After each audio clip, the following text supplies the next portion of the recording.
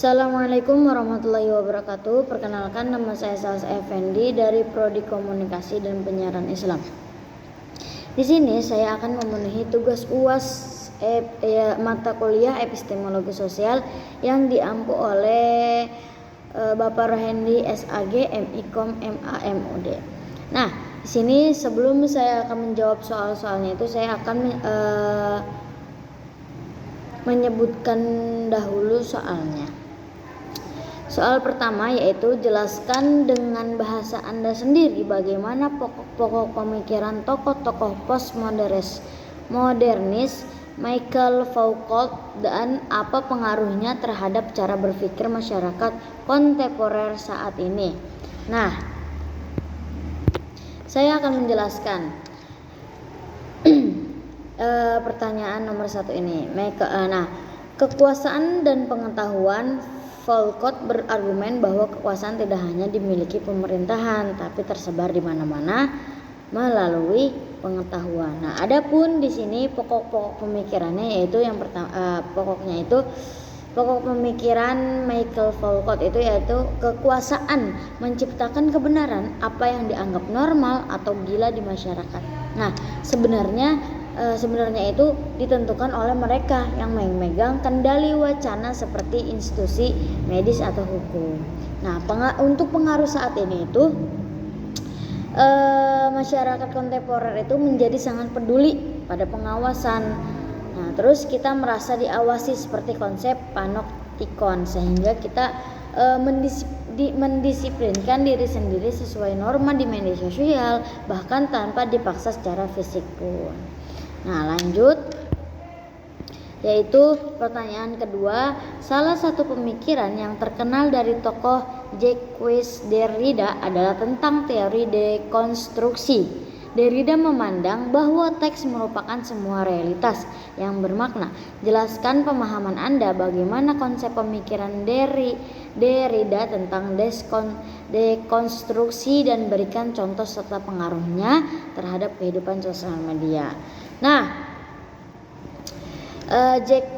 Jacques Derrida itu dekonstruksi Derrida percaya bahwa bahasa itu cair dan tidak pernah memiliki satu makna mutlak.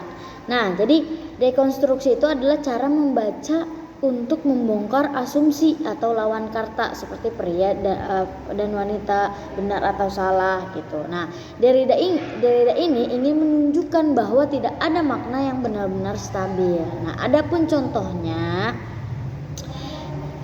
di media sosial sebuah kata atau emoji bisa punya ribuan makna tergantung siapa yang membacanya.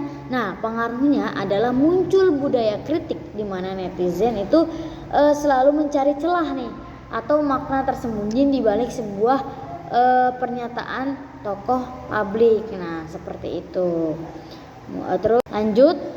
Soal ketiga yaitu salah satu pemikiran terpenting dari Jean Baudrillard adalah tentang hiperrealitas, sync value dan simulacra. Jelaskan masing-masing hal tersebut dan berikan contoh konkret yang relevan dengan kehidupan sosial saat ini. Nah, simulacra dan hiperrealitas apa tadi?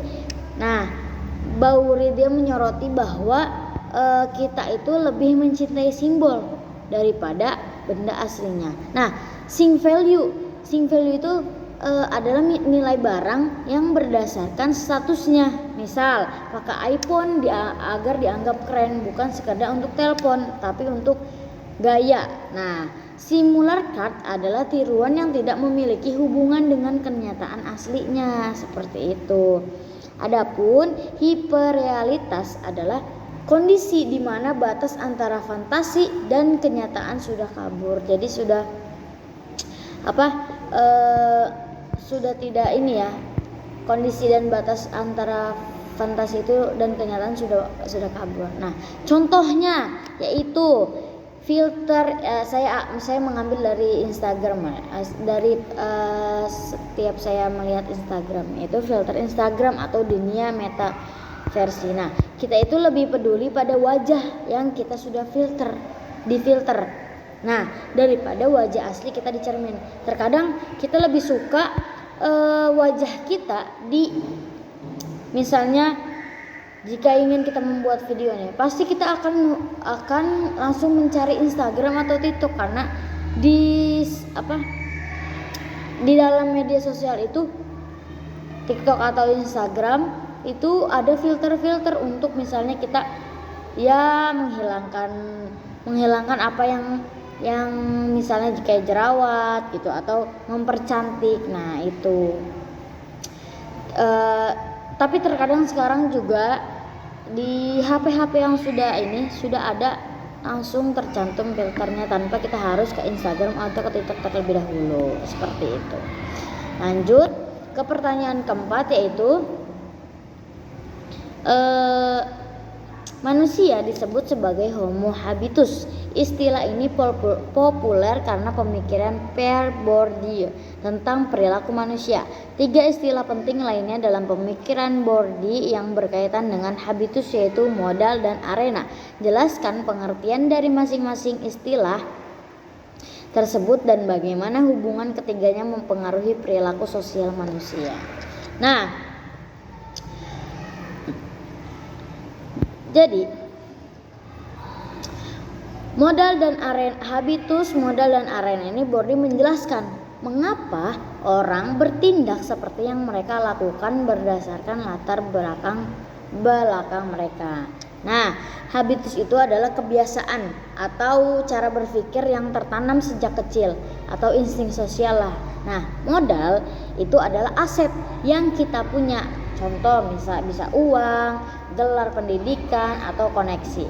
Nah, arena itu lingkungan tempat kita bersaing seperti tempat kerja, sekolah dan medsos. Nah, hubungannya itu perilaku manusia muncul saat kita menggunakan modal yang kita miliki di dalam sebuah arena yang dipantau oleh habitus kita sendiri. Contohnya, misal cara seseorang berbicara di rapat kantor, itu arena. Nah, dipengaruhi oleh pendidikan dan asuhannya, habitus dan modal. Nah, seperti itu. Lanjut, kita lanjut ke nomor 5, yaitu jelaskan gejala-gejala perilaku sosial manusia yang dirasakan oleh Anda sendiri, yang dirasakan oleh saya sendiri sebagai ciri utama terciptanya era postmodern dalam kehidupan sosial kita saat ini. Nah, gejala yang saya rasakan ya, ciri utama itu yang bisa kita seperti yang saya rasakan, yaitu fragmentasi. Kenapa? Tidak ada lagi satu kebenaran tunggal. Setiap kelompok punya kebenaran versinya masing-masing gitu. Kayak misal contoh mazhab ini mah seperti ini, NU mah seperti ini, Muhammadiyah mah seperti ini, seperti itu. Nah, terus yang kedua itu simbol, konsumerisme simbol. Nah, jadi kita itu membeli barang bukan untuk fungsinya, tapi karena apa? Karena identitasnya melekat pada barang tersebut. Contoh, kita beli iPhone.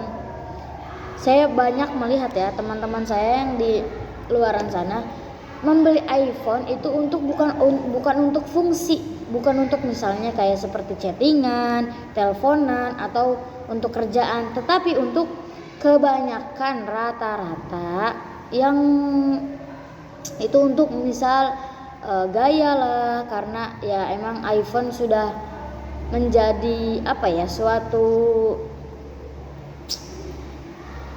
identitas yang melekat pada iPhone itu. Jadi kayak wah, kalau misalnya orang ini punya iPhone berarti dia seperti ini, seperti itu.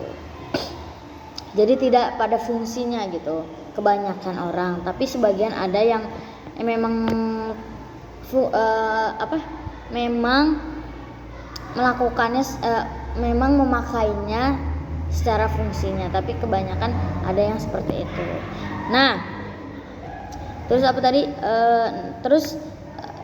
Masyarakat itu, terus yang saya lihat lagi, masyarakat itu cenderung lebih kritis dan tidak mudah percaya pada narasi besar seperti janji politik atau institusi tradisional. Tapi ini untuk yang ini biasanya itu hanya untuk orang-orang yang berpikiran kritis ya, masyarakat yang berpikiran kritis. Tetapi kalau untuk masyarakat yang bisa dibohongi oleh politik atau yang tidak paham politik, itu bisa diberi janji oleh para politik itu. Tapi kalau misalnya masyarakat yang memikir kritis, mereka tidak akan tertipu janji politik itu.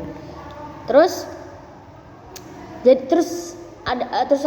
ini lagi, zaman sekarang itu informasi itu lebih cepat. Jadi informasi terasa makin sempit karena dunia terasa makin sempit karena teknologi. Nah, di mana batas antara ruang privat dan ruang publik menjadi hilang.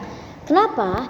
Karena kebanyakan konten kreator sekarang itu yang menurut kita itu privat, tapi malah mereka videokan dan mereka publish ke media sosial mereka sendiri. Nah, itu kan seharusnya menjadi ruang pribadi mereka sendiri gitu, tanpa harus melibatkan media sosial ke pribadi mereka gitu. Nah, itu yang saya lihat di zaman sekarang seperti itu. Mungkin cukup sekian yang bisa saya sampaikan. Kurang lebihnya mohon maaf. Wabillahi taufiq wal hidayah. Wassalamualaikum warahmatullahi wabarakatuh.